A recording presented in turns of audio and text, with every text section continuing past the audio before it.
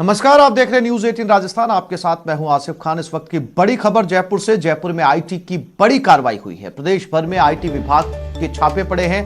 20 से ज्यादा ठिकानों पर छापे मारे गए हैं। 3 कारोबारी समूहों पर आईटी के छापे पड़े। 200 अधिकारियों की टीम ने ये छापे मारे हैं। बिल्डर समूह पर छापे मारे गए। 100 पुलिस के जवान भी कार्रवाई में शामिल हैं। कोविड-19 के बाद आईटी इन्वेस्टिगेशन की बड़ी कार्रवाई। करोड़ों रुपए की काली कमाई आज उजागर हो सकती है। कोविड-19 के बाद प्रदेश भर में 20 से ज्यादा ठिकानों पर छापे मारे गए हैं। राकेश शर्मा हमारे संवाददाता हमारे साथ जुड़ गए हैं। राकेश, जयपुर की इस वक्त की बड़ी खबर कहा जा सकता है। जो लोग आराम से बैठे थे कोविड-19 के ऊपर, उनमें एकदम से घबराहट देखी जा सकती है इस वक्त। बिल्कुल, देखिए आसिफ, ये हम कहें वित्त वर्ष 2020-21 की सबसे बड़ी कार्रवाई है तो गलत नहीं होगा, क्योंकि जिस तरीके से लॉकडाउन अनलॉक हुआ उसके बाद आयकर विभाग ने जो छापे की कार्रवाई की है, इसमें एक बहुत बड़ा एक नेटवर्क है जो टैक्स चोरी में शामिल है।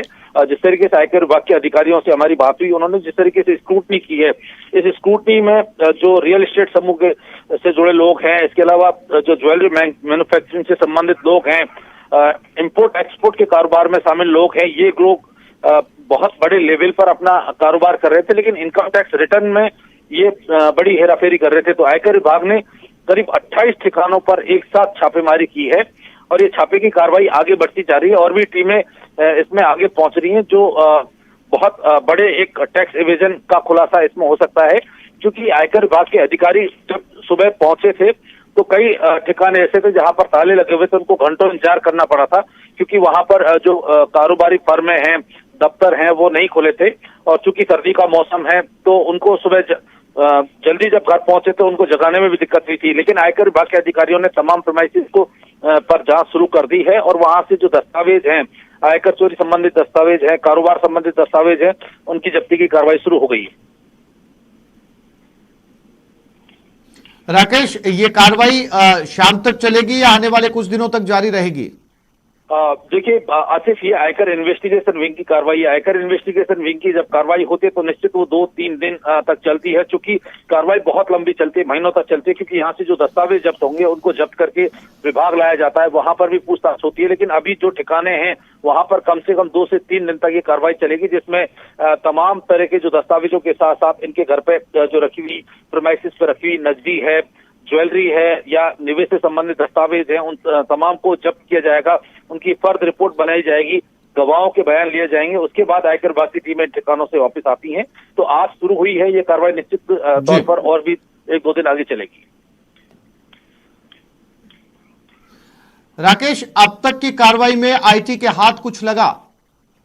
बिल्कुल, देखिए आसिफ, जिस तरीके से आयकर विभाग ने छापी कार्रवाई शुरू की थी उससे पहले ही इन्होंने स्क्रूटनी की थी। स्क्रूटनी में इन्होंने काफी अहम दस्तावेज पहले ही जुटा लिए थे और जिन प्रीमाइसेस से जहां पर ज्यादा बिजनेस होता है, ज्यादा कारोबार होता है, जहां से ज्यादा लेन देन की जाती है, उन ठिकानों पर टीमों ने सुबह दबिश दे दी थी। वहां से भारी संख्या में दस्तावेज अभी हाथ लगे हैं। इन दस्तावेजों की जांच की जा रही है। इसके अलावा कैश और जो कैश फ्लो होता है, जो कर्मचारियों और जो इनका खासतौर पर जमीन के लेन देन के जो मामले होते हैं, उन ठिकानों पर बड़ी अच्छी संख्या में दस्तावेज मिले हैं। तो इनकी जब्ती की कार्रवाई अभी शुरू की जा रही है। जी राकेश, तमाम जानकारी के लिए आपका धन्यवाद।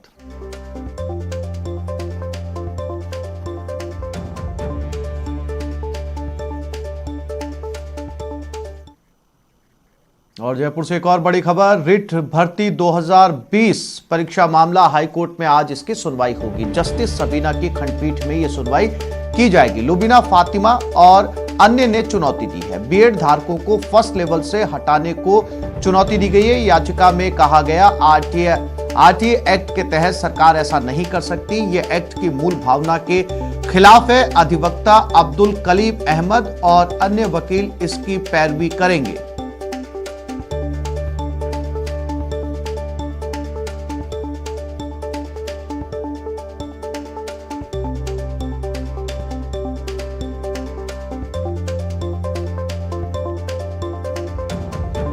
और इसी खबर पर ज्यादा जानकारी के लिए बात करते हैं हमारे संवाददाता सचिन कुमार के साथ। सचिन, क्या कुछ रहने वाला है आज की हियरिंग में?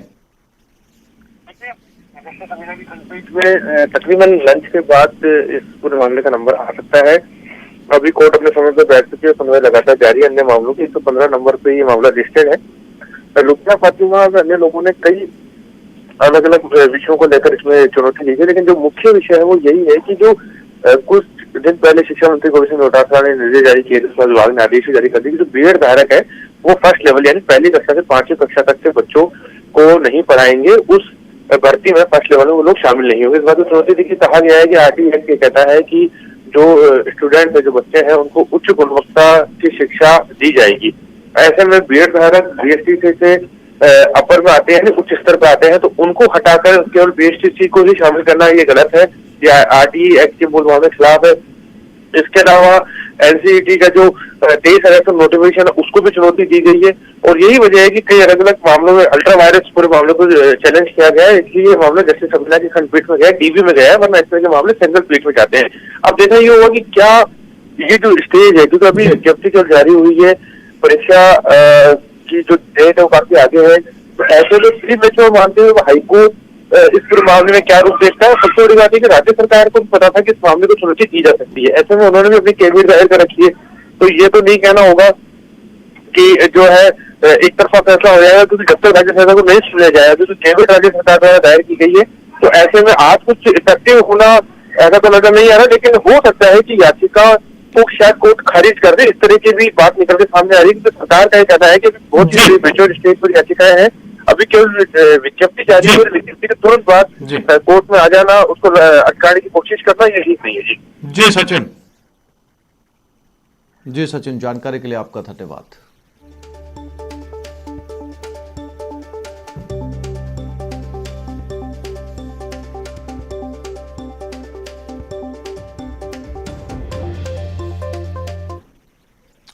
और निकाय चुनाव में आज तस्वीर साफ हो जाएगी। आज नाम वापसी का दिन है। 2783 नामांकन पत्र खारिज किए जा चुके हैं। 20 को चुनाव चिन्ह मिलेगा। 28 जनवरी को मतदान होगा। 31 जनवरी को मतगणना होगी। तो आज निकाय चुनाव में नाम वापसी का दिन। केवल 20 को चुनाव चिन्ह दिया जाएगा। 2783 के करीब नामांकन खारिज कर दिए गए हैं।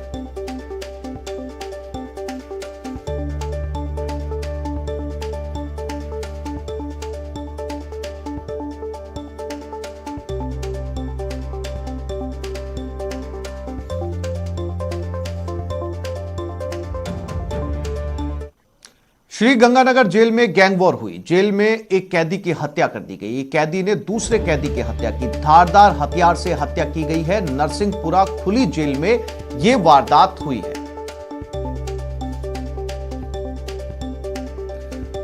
गंगानगर की घटना है जहां की जेल में यह गैंग वॉर हुई है। दोनों के आपस में रंजिश थी। एक कैदी ने दूसरे कैदी की हत्या कर दी। नरसिंहपुरा खुली जेल में यह वारदात हुई।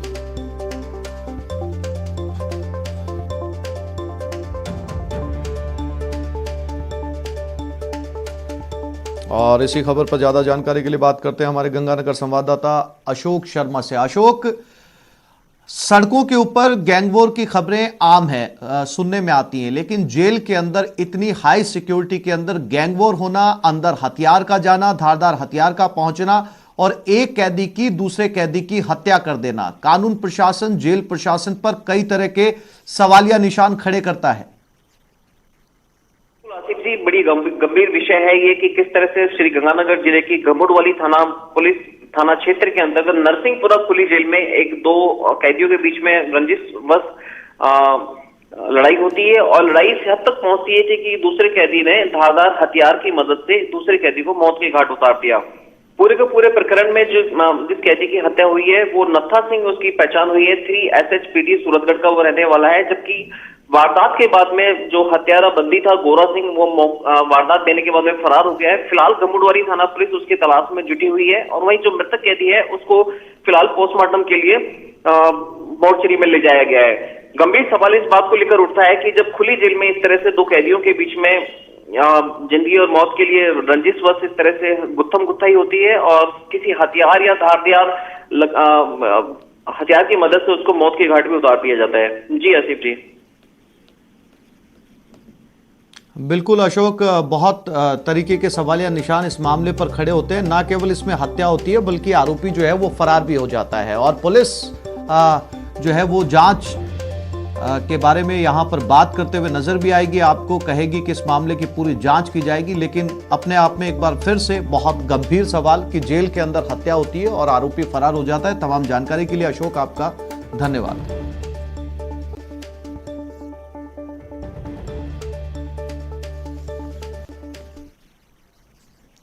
जयपुर की ईस्ट पुलिस ने बड़ी कार्रवाई करते हुए अंतर्राज्यीय नकबजन गिरोह का पर्दाफाश किया। पुलिस ने इस मामले में 2 शातिर नकबजनों को गिरफ्तार किया है। पुलिस गिरफ्त में आए आरोपियों में एक प्रधान और एक प्रधान का पति है। ये शातिर वारदात को अंजाम देने से पहले उत्तर प्रदेश से जयपुर आते थे। दिन में स्कूटी से सुने मकानों और फ्लैटों की रैकी करते थे। देर रात को वारदात को अंजाम देकर फरार हो जाते थे।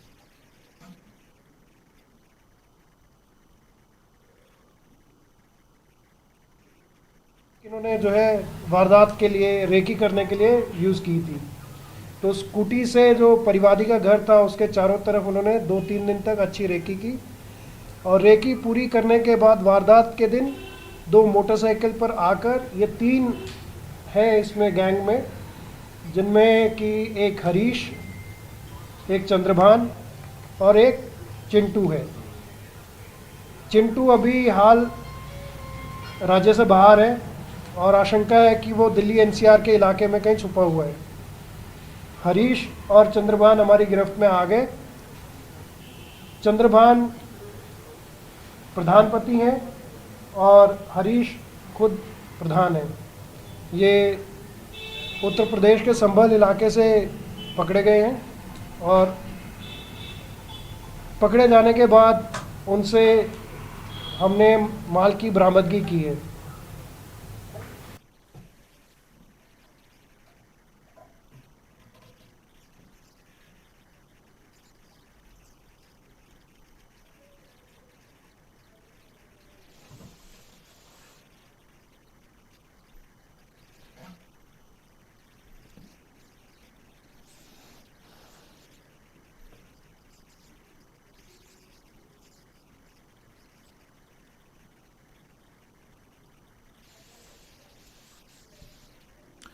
गुजरात के सूरत में दर्दनाक हादसा हुआ। फुटपाथ पर सो रहे लोगों को डंपर ने कुचल दिया। एक बच्चे सहित 15 लोगों की मौत हो गई। किम मांडवी हाईवे पर यह हादसा हुआ। सभी मृतक राजस्थान के बांसवाड़ा के रहने वाले थे। घायलों में 5 की हालत गंभीर बताई जा रही है। घायल स्विमर अस्पताल में भर्ती। गन्ने से भरे ट्रैक्टर से टकराने के बाद डंपर ने अपना संतुलन खो दिया और फुटपाथ पर चढ़ गया, जिससे 15 लोगों की दर्दनाक मौत हो गई।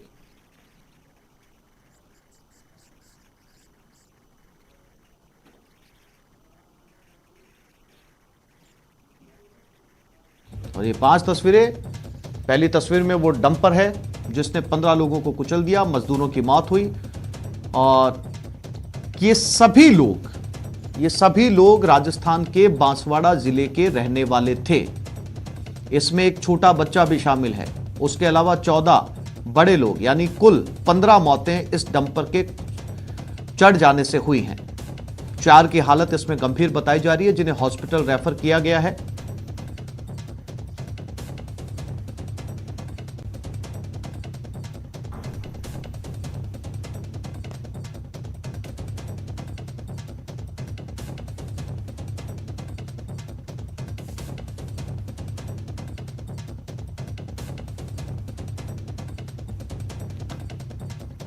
और ये आप तस्वीरों में देख सकते हैं, सीसीटीवी फुटेज है जो रात को मिला। डंपर ने बहुत तेजी से क्रॉस किया और उसके बाद जो है वो फुटपाथ पर, आप देख सकते हैं, फुटपाथ पर चढ़ गया। यही वो तस्वीर है जिसके बाद इस डंपर ने फुटपाथ के किनारे 20 लोगों को कुचल दिया।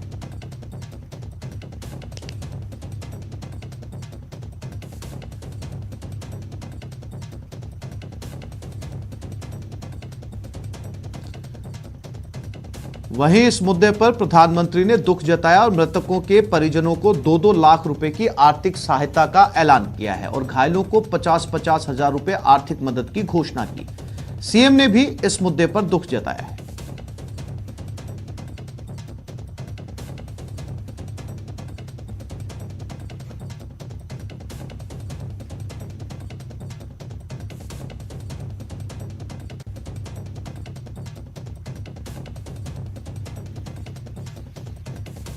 मजदूर, mostly they are from Rajasthan. उन लोग सो रहे थे, उसके ऊपर गाड़ी चला दे, तो on the spot around 12 people died. उसके बाद यहाँ ट्रीटमेंट के लिए लेके आए थे, उसमें भी 2 लोग they brought dead. One during treatment they did, he was dead, and बाकी 2 during they were brought dead. So total 14 people were killed. उसमें 7 मेल और 6 फीमेल, 1 बालक था। बाकी लोग अभी सारवार में है, they are out of danger. हादसा हुआ है सूरत जिला में। सूरत जिला के कीम के नज़दीक ट्रक और ट्रेलर के बीच में गमखार मध्यरात से अकस्मात हुआ था।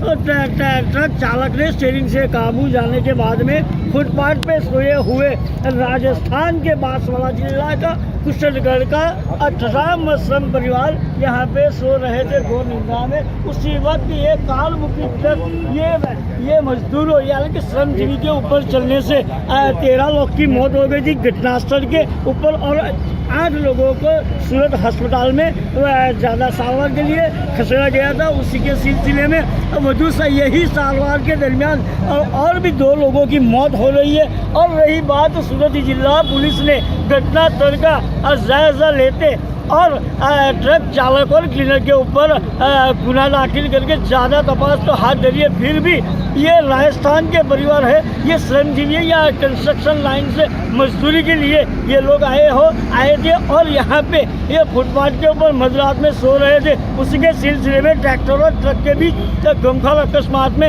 ये हादसा होने से 15 लोगों की मौत हो गई है। केतन पटेल, न्यूज़ 18 इंडिया, सूरत। यहां एक छोटे से ब्रेक के लिए रुक रहे हैं, जल्द लौटते हैं। प्रदेश के चिकित्सा मंत्री रघु शर्मा और वरिष्ठ कांग्रेस नेता धर्मेंद्र राठौड़ जालोर बस हादसे में मारे गए लोगों के परिजनों को गहलोत सरकार की 2 लाख की सहायता राशि का चेक लेकर आज अजमेर पहुंचे। हादसे में ब्यावर के 3 और अजमेर के 2 लोगों की मौत हो गई थी। मंत्री रघु शर्मा ने शोक संतप्त परिजनों को सांत्वना दी, साथ ही अनुकंपा के आधार पर नौकरी की प्रक्रिया भी जल्द शुरू करने का भरोसा दिया। पत्रकारों से बातचीत में मंत्री ने कहा कि ऊर्जा मंत्री ने मामले की जांच के आदेश दिए हैं और लापरवाही सामने आने पर कार्रवाई होगी। इसके साथ ही रघु शर्मा ने बिजली के झूलते तारों को दुरुस्त करने के लिए अभियान चलाने की भी बात कही है।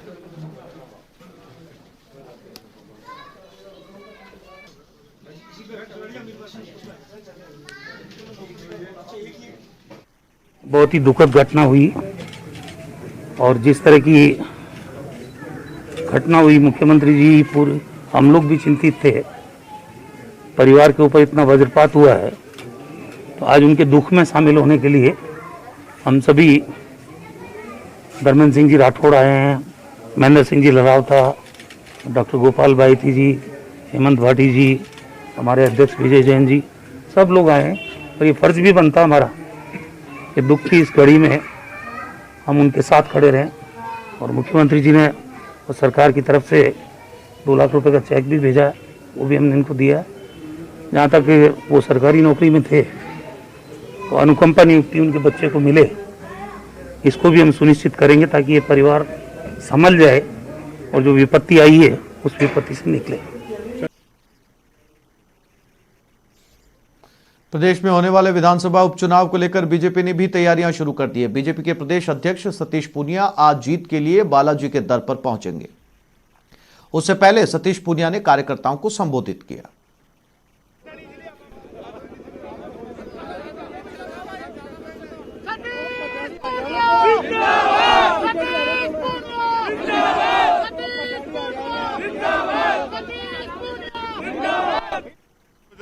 का मतलब भारतीय जनता पार्टी अजय और अभेद्य बने। मैं प्रदेश के मुखिया के नाते मेरी हर कोशिश रहेगी कि पार्टी 2023 में प्रचंड बहुमत के साथ सत्ता में आए और मैं एक कार्यकर्ता के नाते उसका कारक बनूं। उसमें सब कार्यकर्ताओं की, सब नेताओं की मैं चाहूंगा कि सकारात्मक भूमिका हो, क्योंकि आखिरकार हम लोग पार्टी के झंडे के तले, संगठन के नीचे सब लोग मिलजुल कर मजबूती से काम करते हैं। नरेंद्र मोदी जी के नेतृत्व में भारतीय जनता पार्टी और मजबूत हो, ये हमारी कोशिश रहेगी। अब बात एक ऐसे पिता की जो अपने बेटे को दुबई से भारत वापस लाने के लिए दर दर की ठोकरें खा रहा है। हर तरफ से निराश इस शख्स ने अब प्रधानमंत्री मोदी से गुहार लगाई है। विश्वास है कि पीएम मोदी उन्हें उनके बेटे को भारत वापस लाने में मदद कर सकते हैं। दुबई में फंसा बेटा।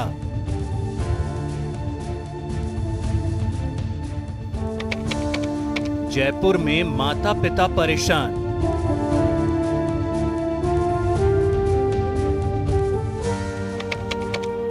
माता पिता ने लगाई पीएम मोदी से गुहार। तो हम चाहते हैं कि हमारा बच्चा यहाँ आए, हमसे मिले। हम बर्दाश्त नहीं कर पा रहे उसका बिछोड़ा।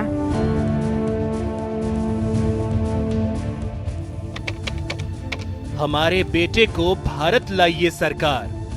मैं चाह रहा हूँ मेरा बेटे के खिलाफ वो लड़की ने जो अरेस्ट वारंट निकलवा रखा है वो रद्द किया जाए और मेरा बेटा मेरे देश में मेरे पास आए। मैं कैंसर पीड़ित हूँ, मेरी बीवी जो है हार्ट से परेशान है, हार्ट की उससे बीमारी है। इस वक्त हम इतने परेशान हैं कि हम न उगलते बनना है न निकलते बनना है। रात को मैं प्रधानमंत्री जी से आग्रह करना चाहूँगा कि मेरे बेटे को मेरे पास बुलाइए। कैसे? ये पुकार है उस पिता की जिनका बेटा दुबई में कोर्ट केस में फंसा हुआ है और कैंसर पीड़ित बुजुर्ग पिता पीएम मोदी से अपने बेटे को बचाने की गुहार लगा रहे हैं। जयपुर के रहने वाले मुरलीधर मीरचंदानी ने 2018 में अपने बेटे रवि की शादी दुबई में इंदौर की रहने वाली लड़की से कर दी। बेटा दुबई में जॉब करता है। शादी के बाद बहू ने बेटे पर शरीयत कानून के तहत केस दर्ज किया और कोर्ट ने बहू के पक्ष में फैसला सुनाते हुए रवि के खिलाफ वारंट जारी कर दिया है। मामला ये है कि मैंने बड़े अरमानों से सन 18 में जनवरी में बेटे की दुबई में एक वहीं की रहने वाली एक बेटी से शादी की थी, जो कि वर्तमान में पहले वो इंदौर के वासी हैं। क्या चाहिए? हमें ये चाहिए, उस बेटी ने हमारे ऊपर गलत आरोप लगाते हुए कोर्ट में केस दर्ज करा दिए, जिससे कि मेरा बेटा परेशान है और ऐसे आरोप लगाए गए हैं जो कि उसने कुछ किया ही नहीं। माँ बाप ने बेटे की शादी में बड़े सपने देखे थे, लेकिन बहू की करतूत के सामने अब बुजुर्ग माता पिता बेबस हैं। दुबई कोर्ट ने रवि पर 2,09,000 दिरहम का जुर्माना भी लगाया है और बेटा दुबई में बंधक बना हुआ है। अब पूरा परिवार पीएम मोदी, विदेश मंत्रालय और दुबई एम्बेसी में गुहार लगा रहा है कि उनके बेटे को छोड़ दिया जाए, उसे फंसाया गया है। मैं प्रधानमंत्री से रिक्वेस्ट करना चाहती हूँ कि मेरे बेटे को शीघ्र ही शीघ्र यहाँ बुलाया जाए। हम बर्दाश्त नहीं कर पा रहे हैं। 67 के हैं, 69 के हो गए हैं और मेरा पोता भी मेरे से ले गया है। अब मेरे बेटे को वहाँ रोका गया है, बंदश में डाला गया है। हम बीमार दोनों मियाँ बीवी, तो हम चाहते हैं कि हमारा बच्चा यहाँ आए, हमसे मिले। मैं भारत सरकार से, प्रधानमंत्री जी से एक निवेदन करना चाहती हूँ कि मेरे भाई को दुबई में फंसा दिया गया है, उसे कैसे भी वापस ले आइए। मेरे माँ बाप उसके बिना नहीं रह पाएंगे। एक पूरी फैमिली को बचा लीजिए। केवल उसके होने से हमारी ज़िंदगी बच जाएगी। बस इतना ही आपसे रिक्वेस्ट। हालांकि इस मामले में लड़की का पक्ष सामने नहीं आ पाया है क्योंकि लड़की दुबई में है, लेकिन अपने बेटे के कोर्ट केस में फंसने की बात सुनकर माता पिता परेशान हैं और पीएम मोदी से गुहार लगाकर मांग कर रहे हैं कि जितनी जल्दी हो सके उनके बेटे को भारत वापस बुलाया जाए। न्यूज़ 18 राजस्थान के लिए जयपुर से आसिफ खान की रिपोर्ट। प्रदेश भर में एक बार फिर सर्दी ने अपने तीखे तेवर दिखाने शुरू कर दिए। ठंडी हवाओं के साथ कोहरे ने तापमान में एकाएक गिरावट ला दी, जिसके कारण विजिबिलिटी भी कम हो गई। विजिबिलिटी कम होने के कारण वाहन चालकों को भी खासी दिक्कतों का सामना करना पड़ रहा है। वहीं ठंड से बचाव के लिए लोग अलाव सहित अन्य साधनों का सहारा लेते नजर आ रहे हैं।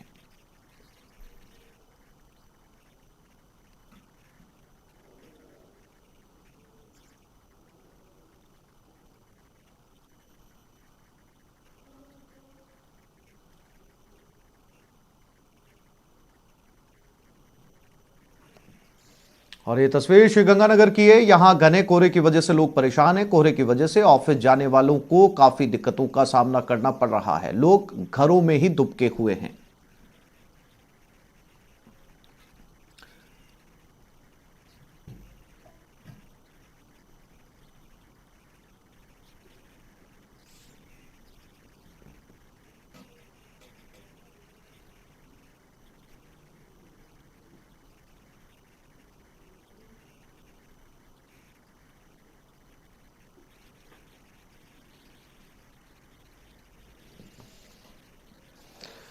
और श्रीगंगानगर में अलाव कई और जिलों में भी सर्दी से जनजीवन अस्त व्यस्त हो रखा है। भरतपुर, सवाई माधोपुर, करौली और बीकानेर में भी सर्दी से लोग खासे परेशान हैं।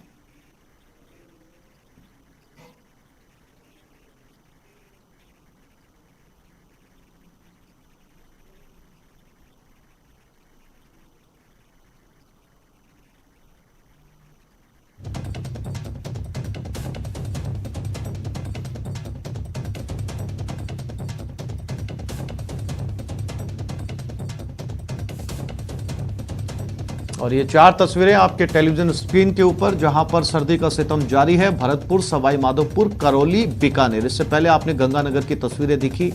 ये सभी जिले फिलहाल कोहरे की चादर में लिपटे हुए हैं और इससे आम लोगों के जनजीवन पर खासा असर पड़ा है। कोहरे की वजह से सड़क पर भी बहुत संभल कर इस वक्त चलने की जरूरत है, क्योंकि कोहरे में एक वाहन को दूसरा वाहन नजर नहीं आता। लिहाजा जहां तक हो सके सफर से बचा जाए और बहुत जरूरी हो तो आहिस्ता या धीमी गति से सड़कों पर वाहन को चलाया जाए, इंडिकेटर्स को ऑन करके।